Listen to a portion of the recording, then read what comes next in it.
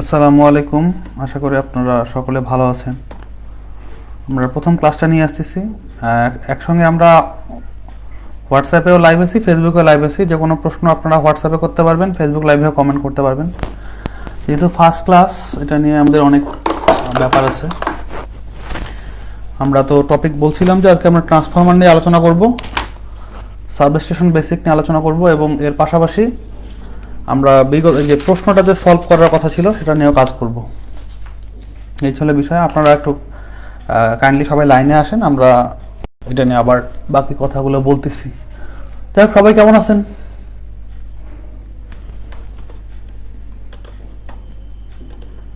Sound কি clear শোনা যাচ্ছে প্রপারলি?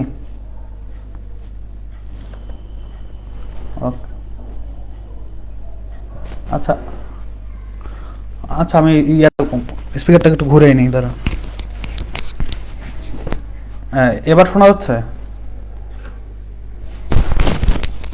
ওকে, ফাইন। এখানে দুইটা, একটা আমার আছে, মাইক্রোফোন আছে, আবার একটা হেডফোন আছে, ডাবল ডাবল দুইটা ডিভাইস আছে একসঙ্গে। সমস্যা নেই, এক জায়গা থেকে ক্লিয়ার শোনা না গেলে আরেক জায়গা থেকে অবশ্যই যাবে। একটা ফেসবুকেও পাবেন ইনশাল্লাহ আজকেরটা, প্লাস আপনার ইয়াতেও পাবেন, কি বলে, হোয়াটসঅ্যাপে তো আপনার আমার সাথে কানেক্টেড আছেন, যাতে আপনি সহজে প্রশ্ন করতে পারেন, ইন্টারেকশন হয়। আর ইউটিউব মানে ফেসবুকে তো আজকের উদ্দেশ্য হচ্ছে ওপেনলি, কারণ মানুষ যাতে আমাদের দেখে, হ্যাঁ, জিনিসটা বুঝতে পারে যে আমরা আসলে কী করতেছি। অনেকে বিশ্বাসই করতে চায় না যে আসলে আমরা কিছু করতেছি। সমস্যা নেই, আসলে আর একটু অপেক্ষা করতেছে আপনাদের সবাই আসার জন্যই। তা পড়াশোনা কেমন হচ্ছে আপনাদের?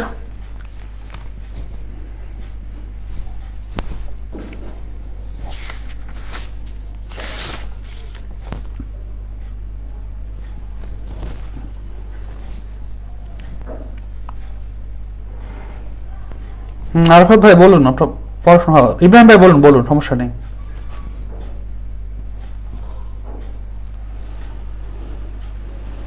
ভাই, যারা ক্লাসের মধ্যে নাই তারা মানে কথা অন্য সাউন্ড থাকলে একটু মিউট করে দেন, যাতে অন্য সাউন্ডগুলো আমাদের কাছে না আসে ইনশাল্লাহ, তাহলে আমাদের জন্য সুবিধা হবে। হ্যাঁ স্যার, আমি স্ক্রিন যেহেতু শেয়ার দিছি, আমি আসলে টপিকেই চলে যাই, তারপরে আমরা পরবর্তীতে আবার এখন আলোচনায় আসবো। তাহলে এটা আমাদের জন্য বেশি বেটার হবে। এখন আপনাদের পার্সোনাল কথা না বলে আমরা আসলে টপিকেই যাই।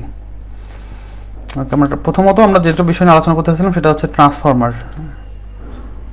ওকে, ট্রান্সফরমার, এই তো। আচ্ছা, আমরা তো সবাই ট্রান্সফরমার চিনি। ট্রান্সফরমার এমন একটা ইলেকট্রিক্যাল ইনস্ট্রুমেন্ট যেটা মূলত দুইটা কাজ করে। আমরা যে পারপাসে মূলত ইউজ করি, ভোল্টেজ স্টেপ আপ করা এবং ভোল্টেজ স্টেপ ডাউন করার জন্য ট্রান্সফরমারকে আমরা ব্যবহার করি। এখানে আমাদের আরও অন্যান্য উদ্দেশ্যেও ট্রান্সফরমার ব্যবহার হতে পারে, যেমন ইনস্ট্রুমেন্টেশন ট্রান্সফরমার, সিটিপিটি, তারপর ডিস্ট্রিবিউশন ট্রান্সফরমার, মানে বিভিন্ন টাইপ ওয়েতে, মানে বিভিন্ন ধরনের ট্রান্সফরমার ব্যবহৃত হয়। আমরা মূলত আমাদের ডিস্ট্রিবিউশন ইউটিলিটিতে দুই ধরনের ট্রান্সফরমার নিয়ে কাজ করি। একটা হচ্ছে পাওয়ার ট্রান্সফরমার, আর একটা হচ্ছে ডিস্ট্রিবিউশন ট্রান্সফরমার। পাওয়ার ট্রান্সফরমার কোনগুলো? ধরেন যে আমাদের যে 33/11 কেভিটার ট্রান্সফরমার আমাদের এখানে ইউজ হয় ন্যাচারালি, সেটা মূলত কি করে, আমাদের ভোল্টেজটাকে স্টেপ ডাউন করে। আমাদের যে সাবস্টেশনগুলোতে থাকে, আমরা এটাতে কিনে সব থেকে বেশি কাজ করব। হ্যাঁ, আর দ্বিতীয় ব্যাপারটা হচ্ছে, আমরা যে আরেক প্রকার ট্রান্সফরমার কথা বললাম, ডিস্ট্রিবিউশন ট্রান্সফরমার, সেটা হচ্ছে যে পোল মাউন্টে আপনার যে পোলের মধ্যে যে ট্রান্সফরমারগুলো দেখেন, সেটা নিয়ে আমরা কথা বলবো। হ্যাঁ, সবাই অনেক ধরনের সাউন্ড আসছে, আমি কান থেকে সরে আপাতত, পরে প্রশ্ন করার সময় দেবো এখন।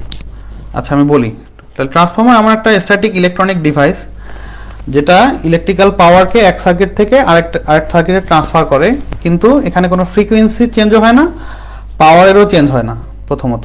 তাহলে ট্রান্সফরমার কি করে, ইলেকট্রিক্যাল এনার্জিকে ট্রান্সফার করে। এর এই ক্ষেত্রে সে নিজে থেকে কোনো কি করে না, আমাদের ফ্রিকোয়েন্সিও চেঞ্জ করে না, পাওয়ারও চেঞ্জ করে না। আসলে এখানে কি চেঞ্জ হয় না, এই যে ফ্রিকোয়েন্সিটা চেঞ্জ হয় না। ধরেন যে বাংলাদেশের একটা ডিস্ট্রিবিউশন ফ্রিকোয়েন্সি আছে, সেটা হচ্ছে 50 হার্টজ। হ্যাঁ, আমরা আইডিয়ালি ধরবো যে আমাদের ফ্রিকোয়েন্সিটা কত থাকবে, 50 হার্টজ থাকবে, এই হলো মূল কথা। আর দ্বিতীয়ত হচ্ছে, আমরা কি করতেছি, ভোল্টেজকে মূলত ডিক্রিজ বা ইনক্রিজ করতেছি, এটা হচ্ছে মূল উদ্দেশ্য। ভোল্টেজের সাথে কারেন্ট ইনভার্সলি প্রপোর্শনাল, আমরা সেই রিলেশনটা একটু পর দেখব।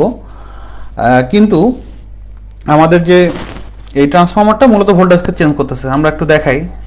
তো মূলত ট্রান্সফরমারটা কি করতেছে দেখেন, এটা হচ্ছে, আচ্ছা,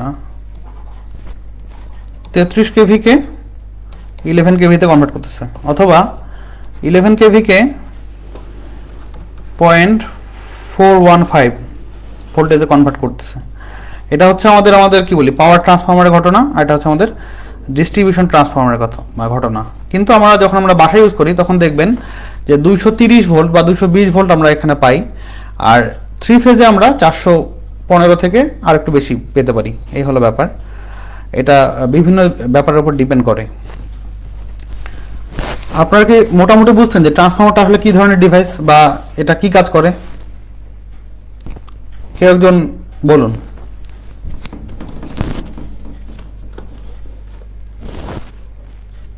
একটু ইন্টারেক্ট করার চেষ্টা করুন যে ক্লাসে আপনারা আছেন কিনা আমি যাতে বুঝতে পারি।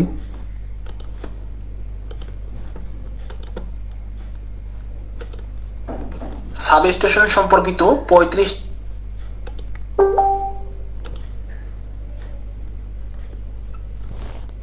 যে আপনারা কেউ রিয়াক্ট করতেছেন না, যাই হোক আমি নিজে থেকে আগে, তাহলে আশা করি যে আপনারা বুঝছেন। এভাবে না বললে তো আসলে হবে না, আসলে কিছু না বললে সমস্যা। যাই হোক, ট্রান্সফরমারে দেখেন ট্রান্সফরমারে কতগুলো কম্পোনেন্ট থাকে সেগুলো নিয়ে আমরা আলোচনা করার আগে ট্রান্সফরমারের মূল জিনিসটাতে আসি। কনস্ট্রাকশনের মূল জিনিসটা হচ্ছে আমাদের কোর এবং এর কয়েল। দেখেন ট্রান্সফরমারে যেটা প্রাইমারি সাইডে থাকে এটাকে বলা হচ্ছে প্রাইমারি কয়েল বা প্রাইমারি উইন্ডিং, আর যেটা সেকেন্ডারি সাইডে থাকে এটাকে সেকেন্ডারি কয়েল বা সেকেন্ডারি উইন্ডিং। এখানকার কুণ্ডলী সংখ্যা বা পাক সংখ্যা বা উইন্ডিং এর সংখ্যার উপর ডিপেন্ড করে আমরা এটাকে বলি আমরা স্টেপ আপ ট্রান্সফরমার বা স্টেপ ডাউন ট্রান্সফরমার। ধরেন যেদিকে বেশি থাকবে কুণ্ডলী সংখ্যা সেদিকে ভোল্টের পরিমাণও বেশি বা ফ্লাক্সের পরিমাণ বেশি। তাহলে ভোল্টেজের পরিমাণ যেদিকে কুণ্ডলী সংখ্যা বেশি আর ফ্লাক্সের পরিমাণ সেদিকে বেশি।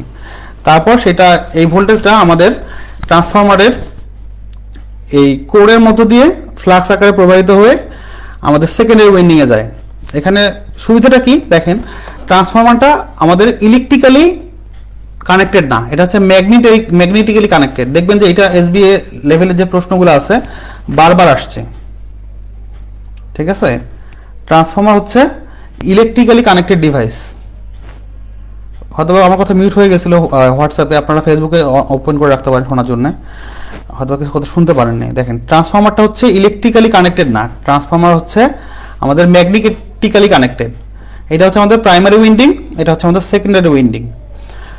যখন আমরা ট্রান্সফরমারে দেখেন আমরা ওয়ার্কিং প্রিন্সিপাল সম্পর্কে একটু বলি।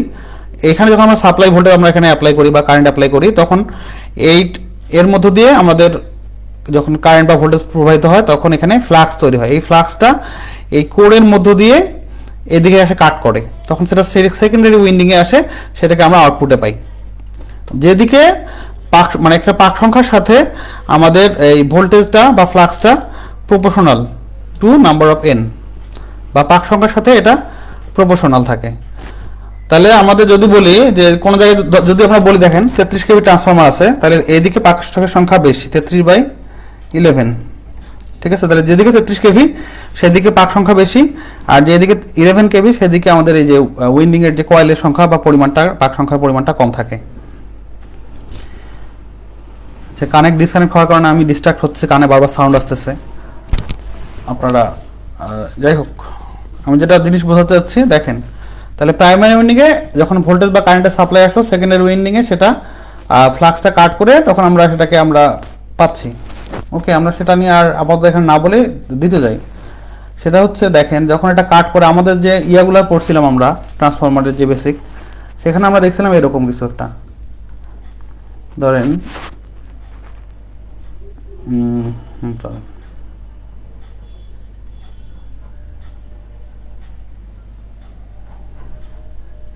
এই যে একটা ট্রান্সফরমার দেখেন, এইদিকে N1 এইদিকে N2 সংখ্যক পাক আছে। তাহলে কি হচ্ছে, এখানে পাক সংখ্যা কম আর এখানে পাক সংখ্যা বেশি। যদি এটা ওইভাবে চিন্তা করি তাহলে এখানে হবে 11 কেভি হবে এখানে ধরেন, আর এখানে হবে আমাদের 33 কেভি। তাহলে কি হচ্ছে যে পাক সংখ্যা বেশি হওয়ার কারণে সেখানে ভোল্টেজও বেশি ইনডিউস হচ্ছে, আর পাক সংখ্যা কম হওয়ার কারণে সেখানে ভোল্টেজও কম হচ্ছে। এটা হচ্ছে ট্রান্সফরমারের বেসিক কথা। ট্রান্সফরমারটা মূলত ইলেকট্রোম্যাগনেটিক ইন্ডাকশনে কাজ করে। আচ্ছা হোক, হোয়াটসঅ্যাপে আমি আপনাদের কারণে বিভিন্ন ডিস্ট্রাক্ট হচ্ছি, কারণ এই বারবার এই যে একজন আসেন আবার চলে যান, আসেন আবার চলে যান, এই জন্য আমি আসলে অনেকটা আমার সমস্যা হয়। হ্যাঁ, যে আমি আসলে কি বলবো ওই সময় বারবার শব্দ হয়, তো আপনারা কিছুটা বুঝতে পারতেছেন আমি আসলে ট্রান্সফরমারের যেটা বলতে চাচ্ছিলাম।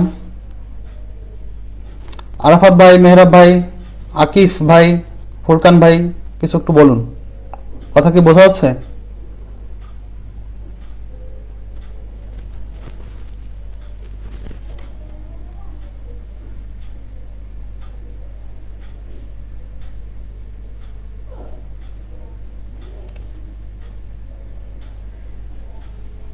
না, আমি নিজে থেকে বলে যাচ্ছি, আপনারা কেউ কোনো রেসপন্স না করলে, ক্লাসের মধ্যে ইন্টারাকশন না হলে আমি দেখা যাচ্ছে, আমি মনে হচ্ছে যে রিডিং পড়ে যাচ্ছে, আপনারা কিছু বুঝতেছেন বা বুঝতেছেন কিনা সেটা নিয়ে আমার মানে একটু ডাউট হয়ে যায়। হ্যাঁ, এই জন্য একটু মাঝে মাঝে একটু কথা বলবেন, আবার যদি কিছু বুঝতেন আপনার হাত উঠাবেন, মানে একদম যদি চলে যেতে চান সেটা চলে যেতে পারেন, সমস্যা নেই ক্লাস থেকে, কিন্তু বারবার ইন করেন আউট করেন তখন একটু মানে টাফ হয়ে যায়।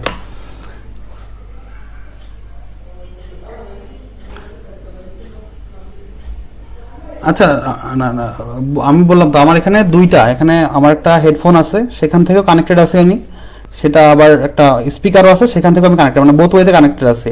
আমার কথাগুলো আপনি ফেসবুকেও পাবেন 100%, আবার আপনি হোয়াটসঅ্যাপ থেকেও শুনতে পাচ্ছেন। আপনি আমার কথা দুই জায়গা থেকে শুনতে পাবেন, একটা হোয়াটসঅ্যাপে আর একটা হচ্ছে ফেসবুকে। এক জায়গা থেকে হারিয়ে যাবেন না, সমস্যা। আমি মাঝে মাঝে ভুলে সাইলেন্ট করে ফেলছিলাম, হোয়াটসঅ্যাপের কথাগুলো হয়তো বা কিছু শুনতে পারেন নাই, কিন্তু ফেসবুকে ওটা অবশ্যই লাইভ রেকর্ডিং অবস্থায় থাকছে। হ্যাঁ, কোনো কারণে শুনতে না পারলে আপনি আমাকে একটু নক দিবেন, বা কোনো কারণে যদি বুঝতে না পারেন আমাকে নক দিবেন, হ্যাঁ, অথবা হাত তুলতে পারেন যে আমি বুঝতে পারবো, বা একটা কমেন্ট করলে আমি বুঝতে পারবো যে হ্যাঁ আপনারা বুঝতে পারছেন না।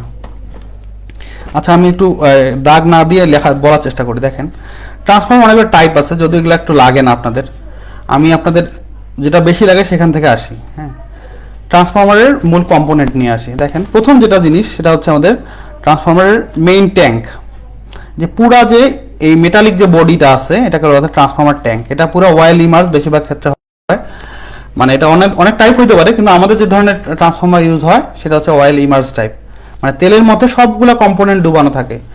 তেলের মধ্যে ডুবানোর প্রথম সুবিধা হচ্ছে কি, এটা আমাদের কি বলি ইলেকট্রিক্যাল আইসোলেশন যেমন দেয়, তারপর এটা কি বলি নন কন্ডাক্টিভ একটা মেটেরিয়াল থাকে তেলটা, মানে পাইরিনল বলা হয় এই তেলটাকে, এবং সেটা ট্রান্সফর্মারে মূলত কুলিংয়ের হেল্প করে। ঠিক আছে, একসঙ্গে আইসোলেশনেও হেল্প করে, মানে ইলেকট্রিক্যাল কম্পোনেন্টগুলো ইলেকট্রিক্যালি কানেক্টেড যাতে না হতে পারে বা কোনোভাবে যাতে ফল্ট না ঘটে, এই জন্য এইভাবে কানেকশন থাকে। দেখেন, এই মেইন ট্যাঙ্কের বাইরে কি থাকে, রেডিয়েটর থাকে। দেখেন, এটাতে মার্ক করে দেখানো যাবে। দেখেন, এই পুরো ট্যাঙ্কের নাম মেইন ট্যাঙ্ক, এই যে বাইরে যে অংশগুলো থাকে এই যে এগুলো হচ্ছে রেডিয়েটর। তো রেডিয়েটরের কাজ কি আপনি কি দেখতে পাচ্ছেন না? স্ক্রিন শেয়ারিং হচ্ছে না? না না, আপনি ফেসবুকে কানেক্ট হন। হ্যাঁ, ফেসবুক আমাদের লাইভ আছে একদম পুরো মেইন আমার আইসিটি বিসিএস পেজ থেকে। হোয়াটসঅ্যাপে শুনতে পাচ্ছেন, আর ফেসবুকে একদম লাইভ আছে, স্ক্রিন শেয়ার করা আছে। ফেসবুকে যান, আইসিটি বিসিএস প্রোফাইলে ঢুকেন, ইনশাল্লাহ পাবেন। সবাই কি পাচ্ছেন না একটু বলেন তো।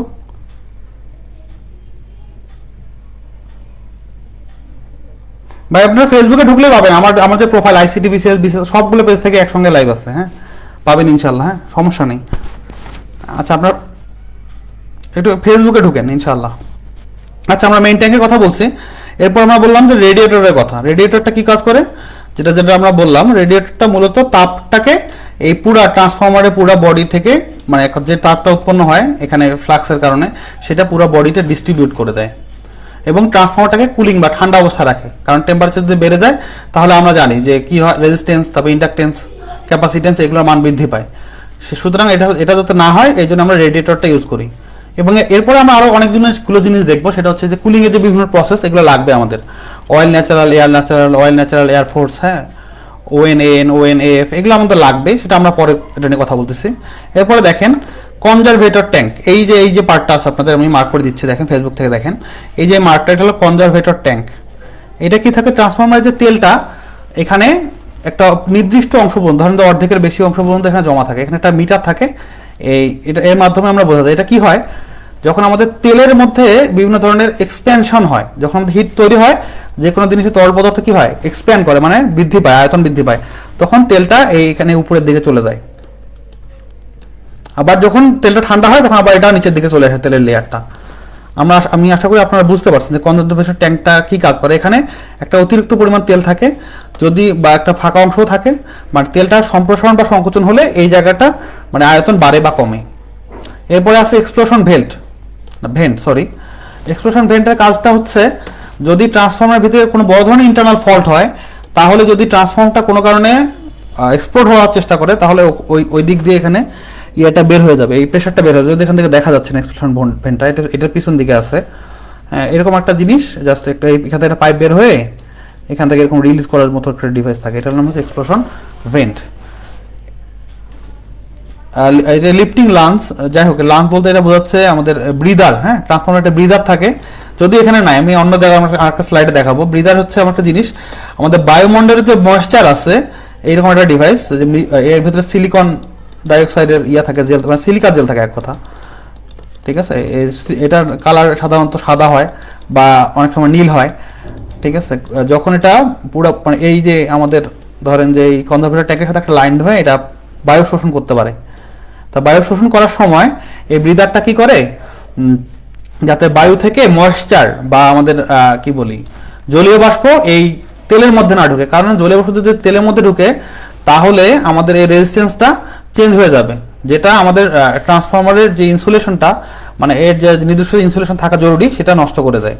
এই জন্য আমরা কি ব্যবহার করি, লিফটিং লাঞ্চ বলছি আমাদের, সরি আমি ভুল করছি, আমি অন্য কিছু ভেবে এটা বলতেছি। মানে এটা যে ট্রান্সফরমার যেটার উপর থাকে এটা লিফটিং লাগস, সরি আমি যেটা বলতেছি ব্রিদার সম্পর্কে বলতেছি, আমি যে ট্রান্সফরমারের ব্রিদার, হ্যাঁ আমি এটা দেখতে একটু ভুল করছিলাম, একটু মিস্টেক, সরি। আমি যেটা বলতে ট্রান্সফরমার ব্রিদার কি কাজ করে, তাহলে বাইরে থেকে এয়ারটাকে যখন শোষণ করে ট্রান্সফরমার বায়ুটাকে, তখন যাতে এর মধ্যে কোনো জলীয় বাষ্প না থাকে।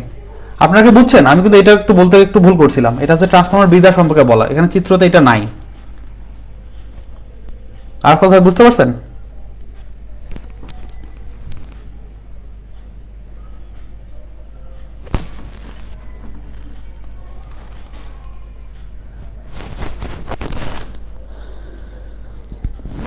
আইসোলেশন দেখেন, আইসোলেশনটা হচ্ছে দেখেন আমি বলতেছি ট্রান্সফরমারের ভিতর থাকতেছে কোর এবং কয়েল।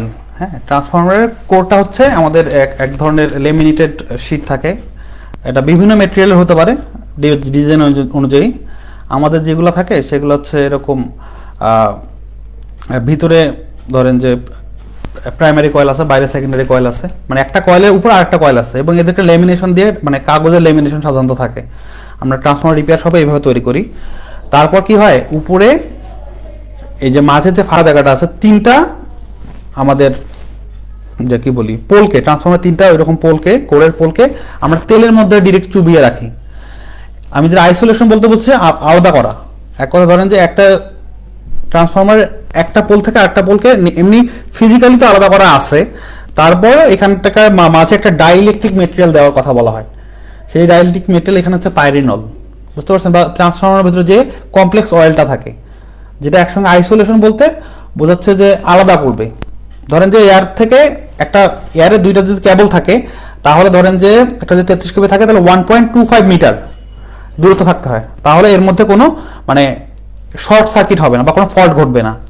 তেমনি ট্রান্সফরমারের ভিতরে যেহেতু অল্প জায়গা, এখানে যাতে নিজেদের মধ্যে যাতে কোনো ফল্ট না ঘটে, আমাদের বাতাসের তুলনায় বা পানির তুলনায় বা সাধারণ ভ্যাকুয়ামের তুলনায় আমাদের এই তেলের যে আইসোলেশন বা মানে অল্প জায়গাতে এটার কি বলি রেজিস্ট্যান্স বৃদ্ধি করার যে প্রবণতা অনেক বেশি।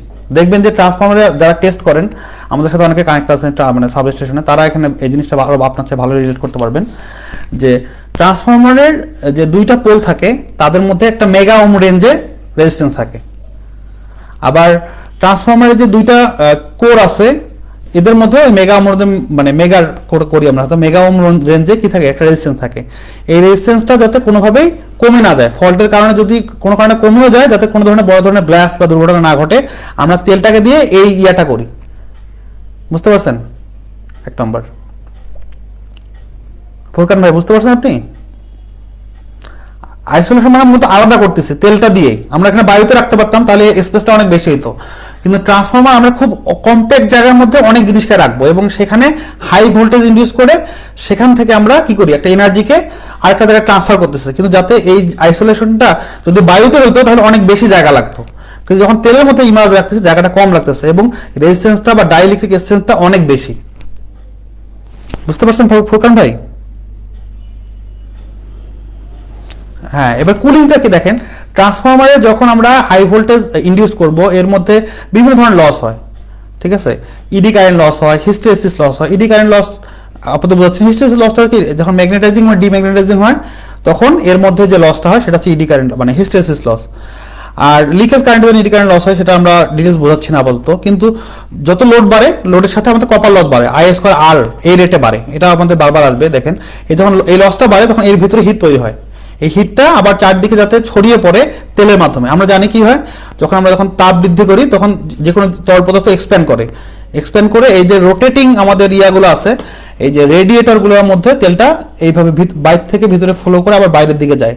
আর এই নিচের দিকে অনেকগুলো ফ্যান থাকে, কুলিং ফ্যান থাকে, এগুলো দিয়ে এখানে বাতাস করা হয় যাতে দ্রুত ঠান্ডা হয়। ঠিক আছে, তেলটা মূলত আইসোলেশন তো বুঝছেন, এটা কুলিং এর কাজ করে। আবার কি হয়, যদি আরো বেশি এক্সপ্যান্ড করে তাহলে এই যে কনজারভেশন ট্যাঙ্কের উপরে আয়তনটা একটু বৃদ্ধি পায়। বুঝতে পারলেন ফুরকান ভাই?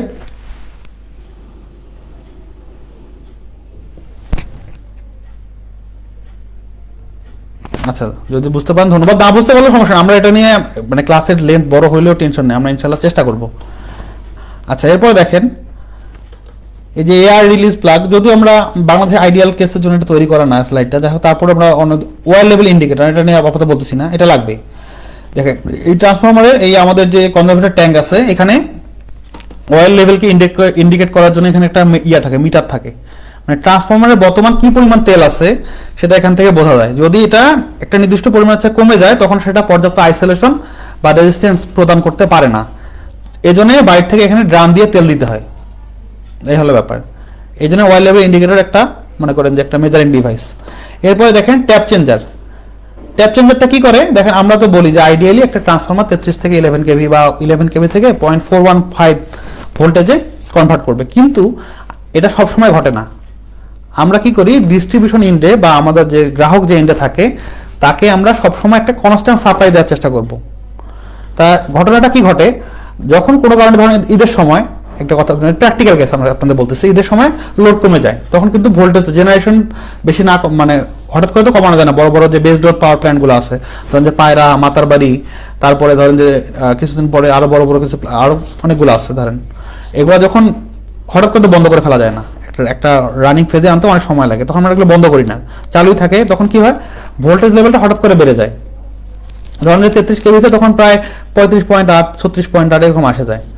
আবার যখন কোনো কারণে লোড খুব বেশি, খুব যখন তীব্র গরম আসে তখন আবার 33 কেভির জায়গায় 28 কেভি বা 29 কেভিতে চলে আসে। তখন কি হয়, আউটপুট ভোল্টেজের লেভেলটাতে যেখানে আপনাদের 415 ভোল্ট বা 430 ভোল্ট থাকার কথা ছিল বা 11 কেভি থাকার কথা, সেখানে প্রায় 12 কেভির মতো বা 480 ভোল্টের মতো হয়ে যায়। তাই এটা কিন্তু আমাদের যে ডিভাইসগুলো থাকে বা আমাদের অন্যান্য যে এখানকার রিলে বা প্রোটেকশনের যে ডিভাইসগুলো থাকে এগুলোর জন্য অনেক বেশি হার্মফুল। বা আমরা হাউস ভোল্টেজ যে ধরনের ডিভাইস ইউজ করি তার জন্য এই হাই ভোল্টেজটা অনেক বেশি মানে বিপজ্জনক। মানে এই রেঞ্জে সেটা অপারেট সঠিকভাবে করতে পারে না, ধরুন মোটর জ্বলে যাবে, লিফট অপারেট করা যাবে না, বা অল্প সময়ের মধ্যে যে কোনো ইলেকট্রনিক বা ইলেকট্রিক্যাল ডিভাইসগুলো জ্বলে যাবে, কারণ থেকে ইনপুট ভোল্টেজটা তুলনা আছে এলভি সাইজে ন্যাচারালি আমরা করি না, যদিও করা যায়। আমরা কি করি, এই এসভি সাইডের ট্যাপ চেঞ্জের মাধ্যমে আমরা এলভি সাইড মানে আউটপুট যে সাইডটা আছে, ধরেন যে আমরা 33 কেভি সাইডে আমরা ট্যাপ চেঞ্জ করলাম, তাহলে আমরা 33 কেভিতে আমরা ট্যাপ চেঞ্জ করবো, তাহলে আমরা 11 কেভিতে আমাদের আউটপুট ভোল্টেজটা যাতে সঠিক পাই। ধরেন আমাদের কোনো কারণে আমাদের 36 মানে কেভির কাছাকাছি চলে আসছে, তাহলে এমনভাবে আমরা ট্যাপ চেঞ্জ করবো যাতে আমাদের আউটপুটটাতে 11 কেভি আবার আসে, না হলে কিন্তু 11 কেভিটা বেড়ে যাবে। বুঝতে পারলেন কথাটা? আমি আপাতত বেসিকটা বোঝাচ্ছি যে ট্যাপ চেঞ্জের উদ্দেশ্যটা আসলে কি। ফুরকান ভাই, আরাফাত ভাই, আপনারা কি বুঝতে পারছেন জিনিসটা?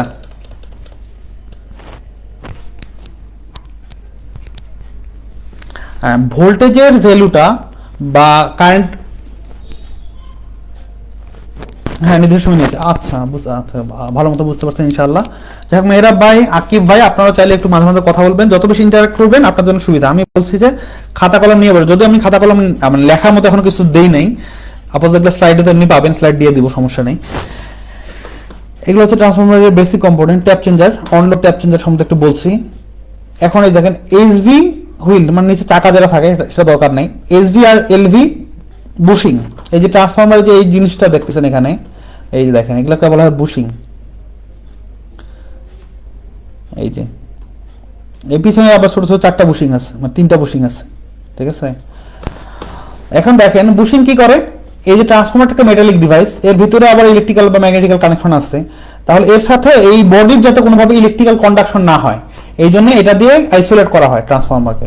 ধরেন যে এখানে এসে একটা 33 কেভি কেবল সেখানে কানেক্ট হলো, তবে আরেকটা কানেক্ট হলো এখানে, আরেকটা কানেক্ট হলো এখানে, ধরেন আর ওয়াই বি এইভাবে আমরা লিখি, তাহলে দেখেন এই বুশিংগুলোর সাথে, বুশিংগুলোতে যে আমরা কানেক্ট করছি তখন কিন্তু এই ট্রান্সফরমারের যে বডিটা মেটালিক, এর সাথে কিন্তু এটা রেজিস্টিভ ম্যাটেরিয়াল, এর ভিতর দিয়ে কানেকশনটা ট্রান্সফরমারের কোর পর্যন্ত আছে, ঠিক আছে, বা কয়েল পর্যন্ত আছে, কিন্তু এটা এই বডির সাথে কানেক্ট করবে না। তাহলে এই বুশিংটা কি করতেছে, ট্রান্সফরমারকে পুরোপুরি একটা আইসোলেট করে দিচ্ছে, ইলেকট্রিক্যাল আইসোলেশন দিচ্ছে। এখানেও আমি এখানে রেজিস্ট্যান্স বোঝাচ্ছি না, এখানে আমরা বোঝাচ্ছি যে যাতে কোনো ইলেকট্রিক্যাল কন্ডাকশনটা এই বডির মধ্যে না হয়, এই জন্য যে মেটেরিয়ালটা আমরা এই ট্রান্সফরমারের উপরে আমরা জয়েন করাই তার নাম হচ্ছে বুশিং।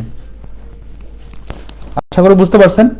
এরপরে অনেকগুলো ফিল্টার ভালভ থাকে, তারপরে এখানে তেল ঢোকানোর জন্য অয়েল ফিলিং প্লাগ থাকে, তারপরে অয়েল বের করার জন্য ড্রেন প্লাগ থাকে, তারপরে এখানে একটা কেবল বক্স থাকে, এমকেকে বক্স, এখানে হালকা করে দেখা যাচ্ছে না, পিছনে আছে হয়তো। আচ্ছা, আমরা পরের স্লাইডে আসি, এখানে আরো ডিটেলসগুলো বলছে। ওকে, আচ্ছা, আমরা পরবর্তীগুলো আরো বেশি ইম্পর্টেন্ট, যত নিচে যাব দেখেন এখানে বুশিংগুলো আরো ভালো মতো বোঝা যাচ্ছে। দেখেন এই যে বুশিং, 4টা বুশিং আছে। তাহলে আমরা ন্যাচারালি ইউজ করি ডেল্টা ওয়াই ট্রান্সফরমার, হ্যাঁ, বা সব থেকে বেশি ইউজ হয় DYN11, ঠিক আছে। আচ্ছা, এগুলো আমরা ভেক্টর জিনিসগুলো আপাতত আপনাদের এই লেভেলে লাগবে না, দেখেন। আচ্ছা, আমরা নিচে আসি, এই ট্রান্সফরমার প্রেসার রিলিফ ডিভাইস এটাও লাগবে না। এই যে এটা আপনাদের প্রত্যেকটা পরীক্ষা এখন পর্যন্ত এসবিএ দের পরীক্ষা বুকোজ রিলে সম্পর্কে আসছে, দেখবেন এসকোর এসএসএ, ডিপিডিসির এসবিএ এবং ওজোপাটিকের এসবিএ সব পরীক্ষায় বুকোজ রিলে সম্পর্কে আসছে। এখন আমি রিলে সম্পর্কে একটু বলি। রিলে হচ্ছে আমার একটা ডিভাইস, মানে এটা বলা আইইডি, ইন্টেলিজেন্ট ইলেকট্রিক্যাল ডিভাইস, যদি এটা আইইডি না। রিলে হচ্ছে আমার একটা ডিভাইস যেটা কোনো একটা কোনো একটা ডিভাইসের প্রোটেকশন, মেজারমেন্ট এবং এর যে ফল্ট ক্যালকুলেশনে আমাদের হেল্প করে। মূলত রিলেটা কি করে, যদি কোনো জায়গায় একটা ফল্ট হয় মানে একটা ডিভাইসের, তাহলে সেই জিনিসটাকে আমাদের ডিটেক্ট করে। 1 নম্বর, রিলের প্রথম কাজ হচ্ছে ফল্টটাকে ডিটেক্ট করা এবং সার্কিট ব্রেকারকে কমান্ড দেয়া, যাতে এই সার্কিটটাকে সে কি করে দেয়, আইসোলেট করে দেয়। এখন বুকোজ রিলে একটা গ্যাস এক্সিস্টেড রিলে, এটা ট্রান্সফরমারের যে এই যে কনজারভেটর ট্যাঙ্ক থেকে একটা লাইন এসে আমাদের এই মেইন ট্যাঙ্কের সাথে কানেক্ট হয়েছে, এখানে মাঝামাঝি জায়গা থাকে বুকোজ রিলে। তাহলে বুকোজ রিলে অবস্থানটাকে এই যে ঠিক এই জায়গায় আছে, মানে কনজারভেটর ট্যাঙ্ক থেকে একটা কানেকশন এসে ডিরেক্টলি মেইন ট্যাঙ্কে চলে গেছে তেল, এই জায়গায় মাঝামাঝি অবস্থা থাকে। এটা কি হয়, যখন কোনো ট্রান্সফরমারের ভিতরে ইন্টারনাল কোনো ফল্ট, কোরে ফল্ট, কয়েলে ফল্ট, বা এদের লেমিনেশনে ফল্ট, বা ডাইলেকট্রিক এসেন্স তেলের কমে গেছে, এই জন্য যদি কোনো কারণে ভিতরে যদি অনেক বেশি প্রেসার তৈরি হয়, তখন এই বুকোজ রিলের মধ্যে দিয়ে গ্যাস প্রবাহিত হয়। এই জন্য বলা হচ্ছে বুকোজ রিলে একটা হচ্ছে গ্যাস অ্যাকচুয়েটেড রিলে, মানে গ্যাসের কারণে এই রিলেটা অ্যাক্টিভ হয়। এবং ট্রান্সফরমারটাকে কি করে, কমান্ড করে, ট্রান্সফরমার সার্কিট ব্রেকার থাকে, তাকে কমান্ড করে যে তুমি এখন বন্ধ হয়ে যাও, তখন ট্রান্সফরমারটা ট্রিপ করে, বা প্রথমের দিকে যখন হালকা প্রেসার বাড়তে থাকে তখন প্রথমে অ্যালার্ম দেয়, আর যখন প্রেসারটা একটু মাত্রাতিরিক্ত হয়ে যায় বা ট্রান্সফরমারটা যাতে বড় ধরনের দুর্ঘটনার সম্মুখীন না হয়, এই জন্য কি করে, রিলেটা আমাদের সার্কিট ব্রেকারকে কমান্ড দেয় যে তুমি ট্রিপ করো, মানে বন্ধ হয়ে যাও। এই হলো ব্যাপার।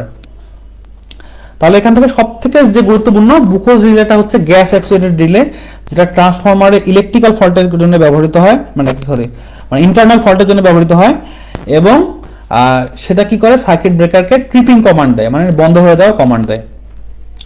যখন আমরা নর্মাল অপারেশনে আমরা রাখি একটা ট্রান্সফরমারকে, দেখেন এটা খুব ভালো কথা বলছে, যখন এটা নর্মাল অপারেশনে রাখি তখন এটা এই আমাদের রিলেটা ইনসুলেটিং লিকুইডের মধ্যে থাকে, এই রিলের ভিতরে একটা লিকুইড থাকে। আবার যখন ফল্ট হয় তখন ওয়ালগুলো আমাদের ডিকম্পোজ হয়। ডিকম্পোজ বলতে বোঝাচ্ছে ওয়ালগুলোকে ধরেন কার্বন আছে আর অক্সিজেন যদি মিক্স হয় তাহলে কি হবে, কার্বন ডাইঅক্সাইড, এখানে মূলত সালফার ডাইঅক্সাইড সহ অন্যান্য বিভিন্ন ধরনের গ্যাস তৈরি হয়। এইগুলো গ্যাসের সম্বন্ধে আপনার জানতে হবে না আপাতত। এই গ্যাসগুলোর কারণে কি হয়, আপনার এই যে এর ভিতরে প্রেসারটা বৃদ্ধি পায়, তখন এই কয়েলটাকে, মানে রিলে কয়েলটা প্রথমে তো অ্যালার্ম কয়েলের সিগন্যাল দেয়, পরে আবার কি হয়, প্রেসার বাড়লে ট্রিপ কয়েলের সিগন্যাল দেয়।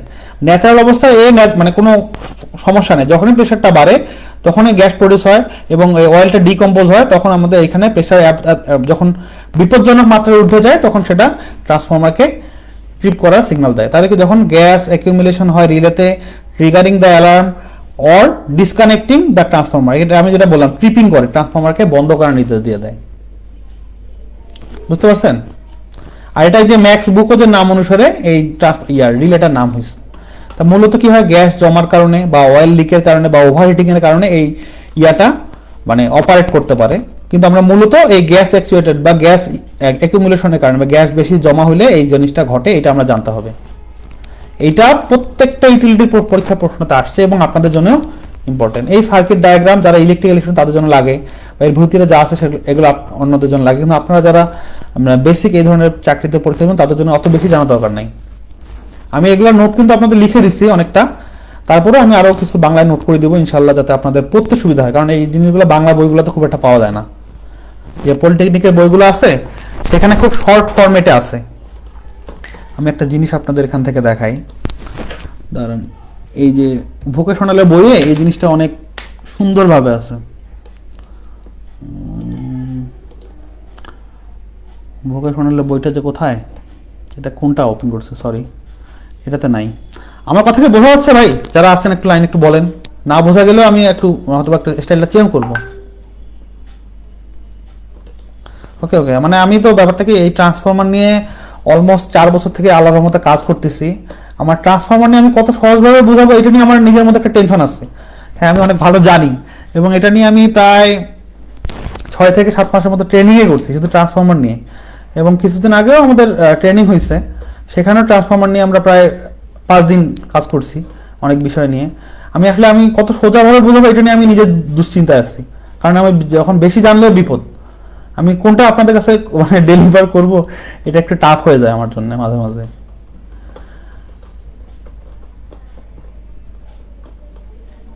ট্রান্সফরমার আপনার পোলে থাকে, সাব স্টেশনে থাকে, গ্রিড মানে সব জায়গায় থাকে, আপনার প্রত্যেক এন্ডে থাকে। সেটা নিয়ে আমি ডিটেল বলতেছি কোথায় কোথায় থাকে। দেখেন, ট্রান্সফরমার মূলত এমন একটা ডিভাইস, আমি একটু আগে বললাম যে স্টেপ আপ এবং স্টেপ ডাউন করে। তাহলে আমরা জেনারেশন যে প্ল্যান্টগুলো আছে সেখানে আমরা কি করি, 11 কেভিতে ন্যাচারালি 11 কেভিতে এভারেজে জেনারেট করি, 202 পেজ। ওকে, তারপরে সেটাকে আমাদের কি করতে হয়, একটু হাই ভোল্টেজে কনভার্ট করতে হয়। এর মূল কারণটা কি, যদি আমরা লো ভোল্টেজে এটাকে ট্রান্সমিট করি তাহলে আমাদের লসের পরিমাণ এতটা বেশি হয় যে আমাদের ইকোনমিক্যাল হয় না, মানে আমাদের এটা লসের পরিমাণে অনেক বেশি হয়ে যায়। যাই হোক, এখানে পাইছে। তখন আমরা কি করি, ট্রান্সফরমারটাকে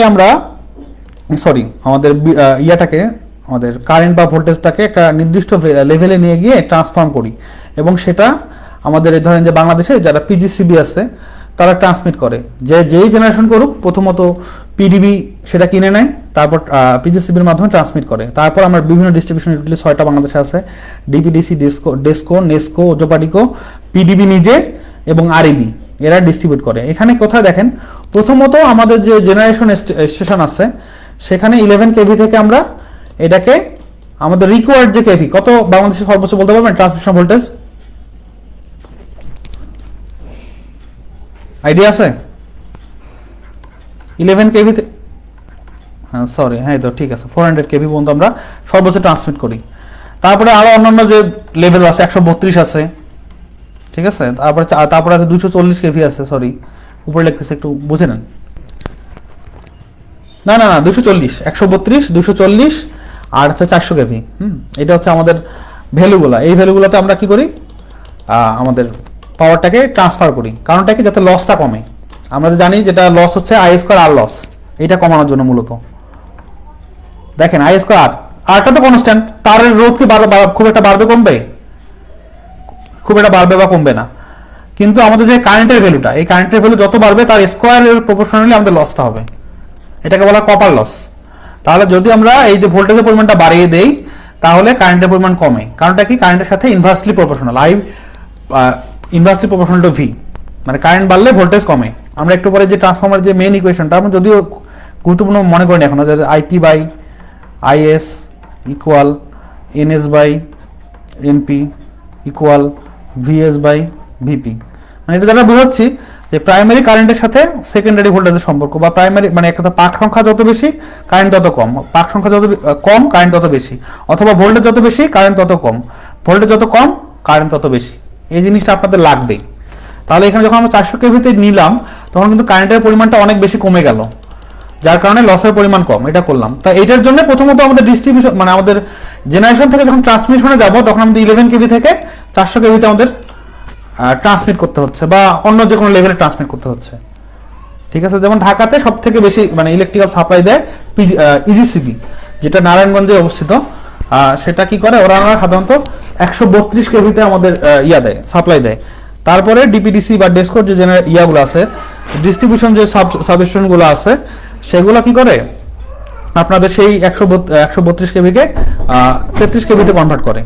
এবং বিভিন্ন কনজিউমার আছে, 33 কেভির কনজিউমার, তারপরে 132 কেবির কনজিউমার, তারপরে 11 কেবির কনজিউমার, তারপর 0.4145 কেবির মানে ভোল্টেজ কনজিউমার, তারপরে আছে 230 ভোল্টেজ, যেটা আমাদের বাসা বাড়িতে হাউস হোল্ডে ব্যবহৃত হয়, এরকম ভাবে ব্যবহার হয়। তাহলে প্রথমে দেখেন 11 কেবি থেকে আমরা 400 তে কনভার্ট করলাম, পরে আবার কি করলাম বা 132 এ কনভার্ট করলাম, তারপরে 132 কে আবার ডিস্ট্রিবিউশন ইন্ডে আসে বা গ্রিড লেভেলে এসে ওটাকে আবার 33 এ কনভার্ট করলাম, আবার 33 কেবি থেকে আবার 11 কেবি থেকে আবার 11 কেবি থেকে 415 তে আবার 400, ওইটাকে আবার ধরেন যে 2 ফেজ 3 ফেজে কিভাবে হচ্ছে সেটা আমরা পরে বলতেছি। তাহলে দেখেন যতবারে আমরা ভোল্টেজকে ট্রান্সফর্ম করব ততবারে আমাদের ট্রান্সফর্মার লাগবে।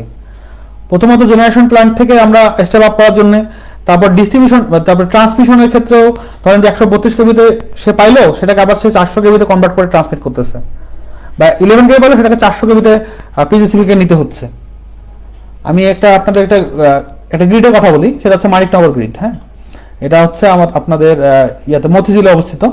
তা মতিঝিলে এই গ্রিডটাতে কি হয়, এখানে পিজিসিবির একটা আছে আর একটা ডিপিডিসির আছে। দেখেন এখানে এটা হচ্ছে একটা সুপার গ্রিড। হ্যাঁ, 240 কেভি আছে, তারপরে 132 কেভি আছে, একটা 33 কেভি আছে, তারপরে তো 11 কেভি তো আমরা কনভার্ট করছি যে লোকাল যে ট্রান্সফার 33 বা 11 কেভি।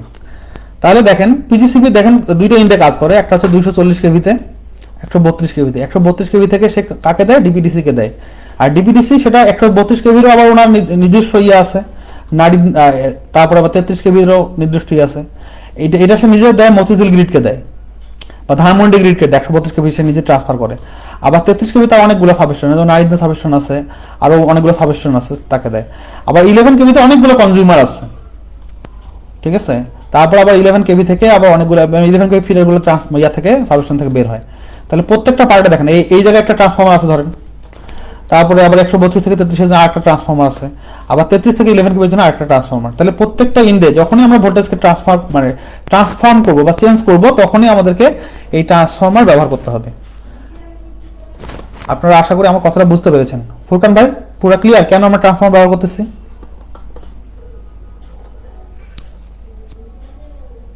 শোনা কি যাচ্ছে? আচ্ছা, এই জন্য আসলে ট্রান্সফর্মার আমাদের ব্যবহার করার উদ্দেশ্যটা প্রত্যেকটা ইন্ডে।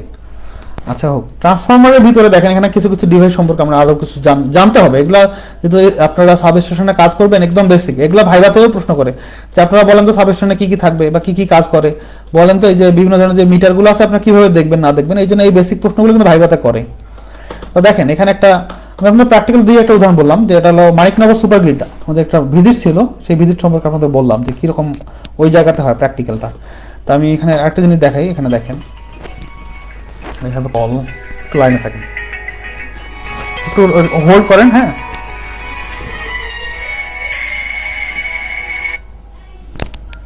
কেটে গেছে, সমস্যা নেই। আচ্ছা হোক, আমরা ক্লাসে ফিরলাম, সমস্যা নেই। এখানে মূলত হচ্ছে দেখেন এখানে কি আছে, অয়েল টেম্পারেচার ইন্ডিকেটর। ট্রান্সফরমারের ভিতরে এই ধরনের বিভিন্ন ধরনের মেজারিং ডিভাইস থাকে।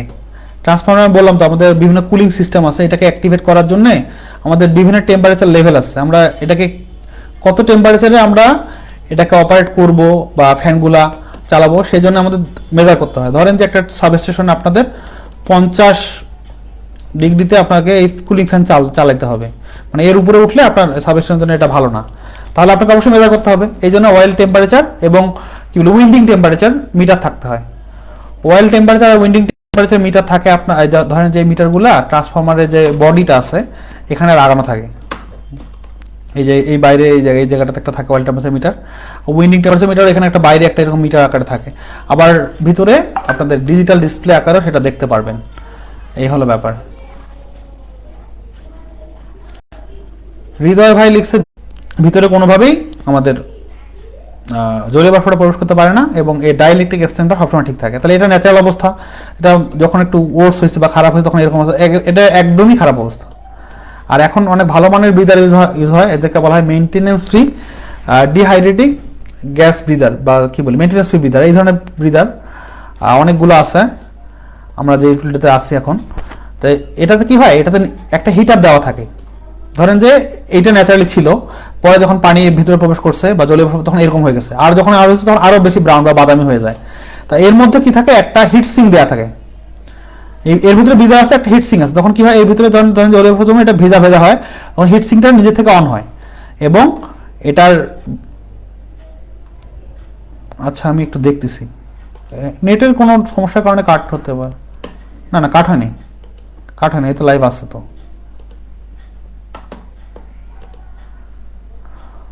ও হয়তো বা একটু হয়তো নেট কোনো কারণে সমস্যা হয়েছিল, বাফারিং হয়েছিল। আচ্ছা আমি বলতেছি, আবারও বলতেছি, কোন কোন জায়গা থেকে বলতে হবে বললেন?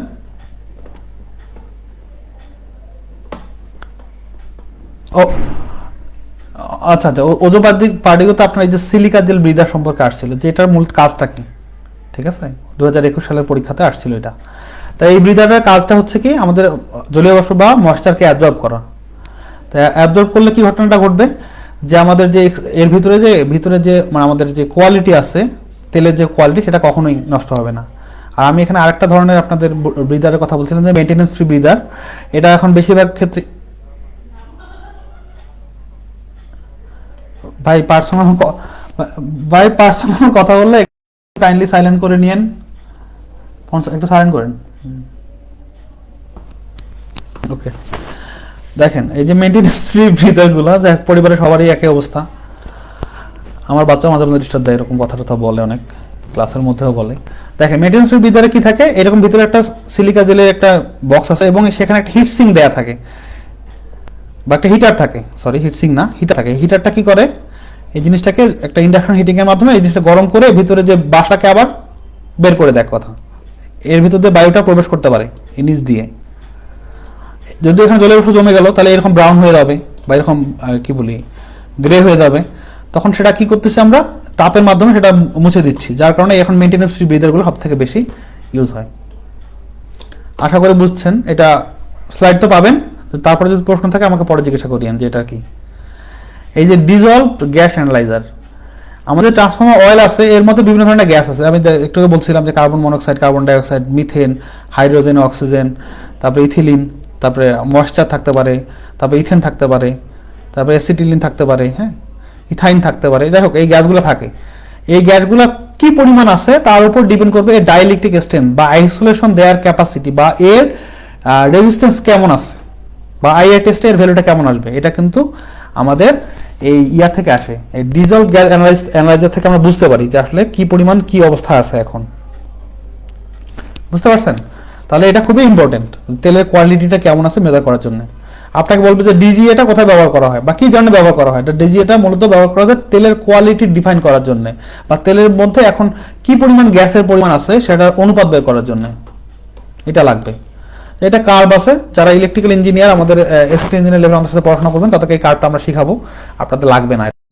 এই যে ট্যাপ চেঞ্জার, হ্যাঁ ট্যাপ চেঞ্জার একদম সুন্দর একটা জিনিস দিচ্ছে অবশ্য। দেখেন এখানে ট্যাপ চেঞ্জারের যে জিনিসটা জানতে হবে, ট্যাপ চেঞ্জারের মূল কাজ হচ্ছে এই যে ভোল্টেজ বাড়লে বা কমলে এই অনুপাতটাকে ঠিক রেখে আউটপুট ভোল্টেজটাকে ফিক্স করে রাখা। ধরেন যে আমরা 33 যদি 36 হয়ে যায়, 11 কেভিতে আমরা 36কেও 11 এ কনভার্ট করার চেষ্টা করব, যাতে এটা 12 কেভি না হয়। অনুপাত অনুযায়ী 12 হওয়া উচিত, কিন্তু যাতে ওটা এমনভাবে ট্যাপটা আমরা চেঞ্জ করব যাতে আমাদের আউটপুট ভোল্টেজটা সবসময় বা আমাদের গ্রাহক ইন্ডিয়া ভোল্টেজটা সবসময় ঠিক থাকে। অথবা 11 কেভি থেকে যখন ট্যাপ চেঞ্জ করব যাতে আমাদের 0.415 কেভি থাকে সবসময়। 11 কেভিটা 12 কেভির কাছাকাছি হয়ে গেছে, কিন্তু আমরা এমনভাবে এটাকে চেঞ্জ করব বা ট্যাপ পজিশনটাকে এমনভাবে কমাই দিব যাতে আমাদের আউটপুটটা ঠিক হয়। অথবা যদি ভোল্টেজটা কমে যায় তাহলে আমরা এই ট্যাপ পজিশনটাকে চেঞ্জ করব এমনভাবে যাতে এই ভোল্টেজটাকে বাড়ানো যায় আউটপুটে। আর ভোল্টেজ বাড়লে কমলে কি হবে, ডিভাইসগুলো মূলত অচল হয়ে যাবে বা চলবে না, অথবা পুড়ে যেতে পারে কয়েলটা করে। এইভাবে ব্যাপার, বিশেষ করে মোটর পুড়ে দেওয়া বা লিফট না চলা বা বড় বড় ক্রেন বা ইন্ডাস্ট্রির বড় বড় যে মেশিনগুলো আছে সেগুলো অপারেট না করে। তাই এখানে একটা জিনিস ট্যাপ চেঞ্জারের দরকার, ট্যাপ চেঞ্জার বাংলাদেশে সব থেকে বেশি যেটা ইউজ হয় সেটা হচ্ছে on load tap changer, OLTC, এই জিনিসটা লাগবে। যদি বলে যে সব থেকে বহুল ব্যবহৃত ট্যাপ চেঞ্জারের নাম কি, অন লোড ট্যাপ চেঞ্জার। তা ট্যাপ চেঞ্জার দিয়ে কি হয়, ভোল্টেজ মানে যদি বলে কোন ভোল্টেজকে নিয়ন্ত্রণ করা হয়, আউটপুট ভোল্টেজকে। ঠিক আছে, দুইটা জিনিস এখান থেকে আসতে পারে। আমাদের দেশে সব থেকে বেশি ইউজ হয় অন লোড ট্যাপ চেঞ্জার, অথবা এটাও আসতে পারে ট্যাপ চেঞ্জার কোথায় বলতে হয়, ট্রান্সফরমার। এটা কোথায় থাকে, ট্রান্সফরমার ভিতরে থাকে। কোথায় থাকে, ট্রান্সফরমারের কোরের মধ্যে থাকে, এভাবে আসবে। ঠিক আছে, একজন পাচ্ছে না ক্লাস খুঁজে, আজব অবস্থা। একটু লাইনে থাকেন, হ্যাঁ, আমাকে একটু ইয়ে থাকে। আপনারা কি আমার কথা বুঝতে পারতেছেন যে ট্যাপ চেঞ্জারটা কি, কিভাবে কাজ হচ্ছে?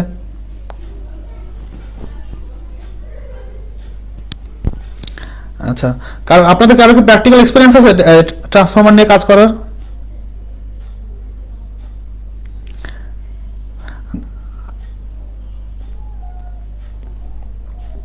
ও, সাবস্টেশন ভিজিট। আমাদের একজন মানে এখানে এক ভাইয়ের নাম ভুলে গেছে, উনি আমাদের সাথে আছে। উনি মানে আমাদের এই সাবস্টেশন কমিশনিং এ কাজ করে। কিছুদিন আগে উনি সম্ভবত নেক্সট করে একটা কমিশনিং এ কাজ করছে। সাবস্টেশনের যখন ইনস্টলেশন হয় বা প্রাথমিকভাবে যখন কানেকশনটা দেওয়া হয়, তখন ওটার বিভিন্ন ধরনের মেজারমেন্ট আছে, বা মানে ইনিশিয়ালি এটা কিরকম আমাদের এর ভ্যালুটা আছে সেটা বোঝার জন্যে, মানে এক কথা বিভিন্ন ধরনের রেজিস্ট্যান্স, তারপর এর ইনসুলেশন, আইসোলেশন সবগুলো টেস্ট করা হয়। যারা এই কাজগুলো করে তাদের এক্সপিরিয়েন্সটা বেশি। যাই হোক, আমি এটা শেয়ার করে দিচ্ছি যাতে আপনারা খুঁজে পান সহজে। তারা এই জিনিসগুলো জানেন যে কোনটার ভ্যালুটা কেমন, মানে প্রাথমিকভাবে এগুলো জিনিস এন্ট্রি করে রাখতে হয়, যাতে পরবর্তীতে ফল্ট হইলে আমরা বুঝতে পারি যে আগে আমাদের এটার ভ্যালু ছিল এরকম, এখন এটা কত নিতে পারছে। কারণ ট্রান্সফর্মার আয়ু দিন দিন কমতে থাকে। ধরুন একটা ন্যাচারাল ট্রান্সফর্মার 30 বছর টিকে থাকে, তা প্রতি বছর একটা করে মেজারমেন্ট হয় যে এটা বর্তমান এটা এফিসিয়েন্সি এই হারে আছে, পরবর্তী কত বছর পর্যন্ত এটাকে আমরা একটা রিজনেবল আউটপুট পাবো, বা এর মাধ্যমে আমরা আমাদের কাঙ্ক্ষিত রেজাল্ট আমরা নিতে পারবো। এই ধরনের প্রতি বছর আমাদের মেইনটেন্যান্সের সময় এই জিনিসগুলো আবার ইনপুট নেওয়া হয়। যাই হোক, ট্রান্সফর্মারে একটা জিনিস আছে ইম্পর্টেন্ট, এটা হচ্ছে মেক বিফোর ব্রেক। এই টার্মটা মনে রাখবেন। কি বললাম জানেন, মেক বিফোর ব্রেক। মানে আপনারা যখন কোনো একটা, এই যে কানেকশনটা এখানে এই জায়গাতে হয়, দেখাচ্ছি আমি একটু। এই যে এগুলা বিভিন্ন ধরনের মাথা আছে, এখানে প্রথমে আমাদের কন্ট্যাক্টটা মেক করতে। ধরেন যে আপনার বর্তমান এটা হচ্ছে নিচে, ট্যাপ পজিশন নিচে, আর এটা হচ্ছে উপরে। তাহলে বেশি ভোল্টেজ নিতে গেলে আমরা উপরে নিতে হবে, আর কম ভোল্টেজ আসলে নিতে আসতে হবে। ধরেন এইভাবে এটা কানেকশনটা আছে। তাহলে যখন আমরা একটা কানেকশন থেকে আরেকটা যাবো, এরকম 3টা মাথা থাকে, চিরুনির মতো মাথা। দেখাচ্ছি জিনিসটা, কলমটা যে কই গেল, পড়ে গেছে মনে হয়। এই তো পাইছি, একটু দাঁড়ান, আমার একটা কল আসতেছে, একটু মিউট করে আমি কথা বলি। জি, আসসালামু আলাইকুম। জি, হ্যাঁ হ্যাঁ বলুন।